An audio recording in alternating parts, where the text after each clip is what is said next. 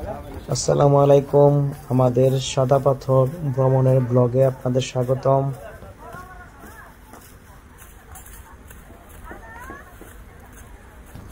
এখন আমরা যাচ্ছি নৌকা ঘাটের দিকে। নৌকা ঘাট থেকে নৌকা নিয়ে আমরা সাদা পাথর স্পটে চলে যাব ইনশাআল্লাহ।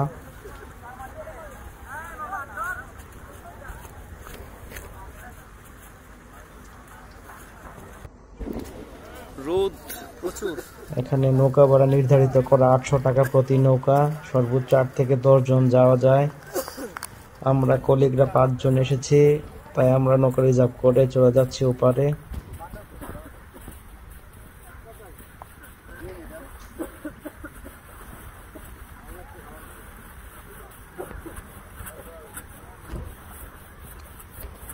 কোনটা? আমাদের নৌকার কাছে চলে এসেছি, এখন নৌকাতে উঠে যাব। বুঝছেন আপনার নামাই দেবার আই পড়বেন এবার, ঠিক আছে? আধা ঘন্টাকে ফোন দিলে হইব না? না ওর তো ফাইদা উঠো।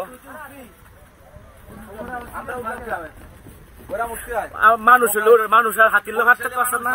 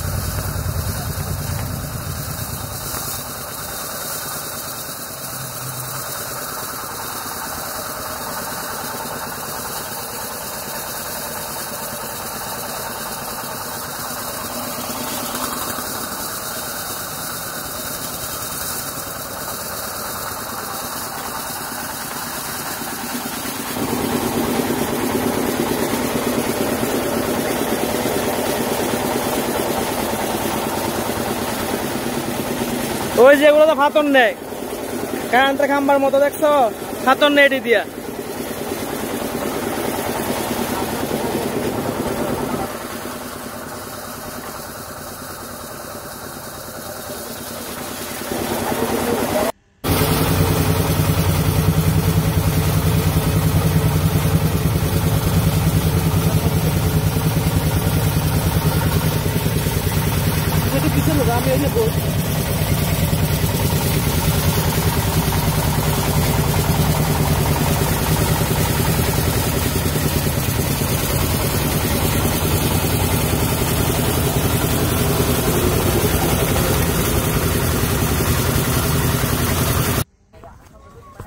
আমরা এখন নৌকা থেকে নেমে গেলাম, একটু জায়গা হেঁটে যেতে হয় স্পটে।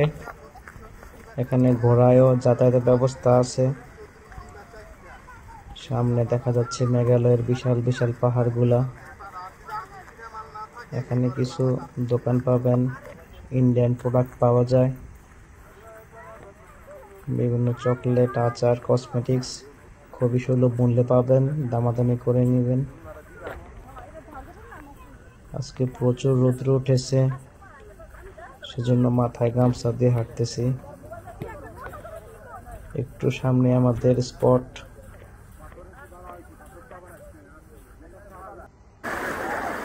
আলহামদুলিল্লাহ চলে আসলাম সাদা পাথর পর্যটন স্পটে। খুবই সুন্দর আল্লাহর সৃষ্টি। প্রচন্ড গরমের পরে সাদা পাথরের ঠান্ডা পানিতে খুবই ভালো লাগতেছে। বাংলাদেশের শেষ সীমান্ত মসজিদ সাদা পাথর মোড়াগঞ্জ।